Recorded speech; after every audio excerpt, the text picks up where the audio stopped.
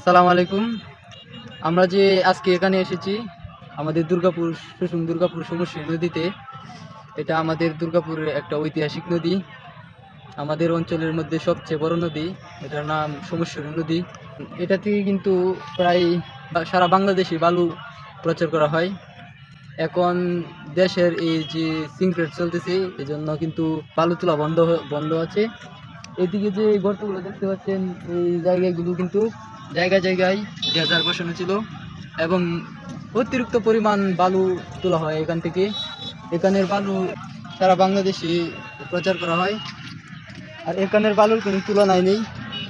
আমাদের এই সমুশ্রী নদী আমাদের গর্ব, সারা বাংলাদেশে এখান থেকে বালু প্রচার করা হয়। আজকে এসেছিলাম মূলত বীজ নিতে, তাই আসলাম একটু নদীতে। তো জায়গাটা দেখে অনেক ভালো লাগলো, ভাবলাম শেয়ার করি আপনাদের সাথে। এবং এদিকে যে দেখতে পাচ্ছেন একটা বাঁশের ব্রিজ আছে, খুবই সুন্দর চমৎকার ব্রিজ। ব্রিজের ওই পার দিকে হচ্ছে শিবগঞ্জ বাজার, আর নদীর এই পারে হচ্ছে সুসুন দুর্গাপুর। নদীর দুই পাশে দুই এলাকা, নদীর এক পাশে শিবগঞ্জ বাজার আর নদীর অপর পাশে সুসুন দুর্গাপুর বাজার। তো নদীটা কিন্তু অনেক বড়, মোটামুটি আমাদের অত্র অঞ্চলের মধ্যে সবচেয়ে বড় নদী এটা। এখান থেকে কিন্তু এখনো প্রায় বালু নেয় কিছু মানুষ, যারা কাছের তারা কিন্তু টুকটাক বালু উঠায় নেয় নিজের কাজ করার জন্য। এখন কিন্তু বালু ঘাট একদম বন্ধ আছে। এখানে সুসুন দুর্গাপুরে এই সমস্ত নদীর মধ্যে প্রায় ৬-৭টার মতো ঘাট আছে। প্রত্যেকটা ঘাট কিন্তু বছর শেষে একটা লিজে একজনে নিয়ে নেয়।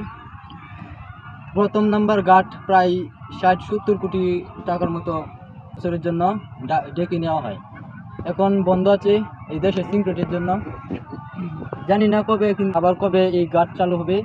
এখান কিন্তু আমাদের এই ঘাট বন্ধ হওয়ার কারণে কিন্তু আমাদের এলাকার অনেক অনেক শ্রমিক ভাইরা এখনো কিন্তু বসে রয়েছে, তাদের কোনো কর্ম নেই। এই নদী যদি আবার চালু হয় তাহলে অনেক মানুষ কিন্তু আবার নিজের কর্মতে ফিরে আসতে পারবে। এখানে আমাদের অনেক ড্রাইভার ভাইরা আছে, যারা ড্রাইভার বালু সারা বাংলাদেশে সরবরাহ করে, তারাও কিন্তু এখন কর্ম নেই। এখন কিন্তু প্রায় 5:30টার মতো বাজে, বিকেল। এখন আমরা কিন্তু চলে যাব সুসুন দুর্গাপুরের থেকে। আমরা বীজ নিতে এসেছি, ভুট্টার বীজ। আমরা কিন্তু এখন চলে যাব। আরেকটা জিনিস বলি আপনাদেরকে, এখানে কিন্তু আমাদের একটা চমৎকার একটা পর্যটক এলাকা আছে একটু এদিকেই, বিজয়পুর, যেটা মোটামুটি পরিচিত সারা বাংলাদেশে। অনেক পর্যটকরা কিন্তু এখানে আসে। এদিক মূলত এই নদী পার হয়ে, এই কাঠের ব্রিজ পার হয়ে কিন্তু যেতে হয় এই বিজয়পুর পাহাড়ে। নেক্সট টাইমে যদি কোনো সময় যাই ওইদিকে, আমি অবশ্যই ভিডিও করে আপনাদের সাথে শেয়ার করব। মূলত আমরা যে কৃষিকাজ করি তার জন্য কিন্তু আমাদের এত ফ্রি টাইম নেই, সারাদিন কাজ করতে হয় ক্ষেতের মধ্যে, মোটামুটি ব্যস্ততাই। এই জন্য আমরা কিন্তু অনেক দিন পর এই সুসুন দুর্গাপুরে এসেছি, মূলত আমাদের কৃষির কাজেই বীজ নেওয়ার জন্য। ভাবলাম এদিকে একটু ঘুরে যাই, এই নদীর ডিটেলসগুলো আপনাদের সাথে শেয়ার করে যাই। তো ভালো লাগলে অবশ্যই লাইক করবেন এবং পেজটাকে একটা ফলো দিবেন। ধন্যবাদ। আজকের মতো এইখানে বিদায় নিলাম। আসসালামু আলাইকুম।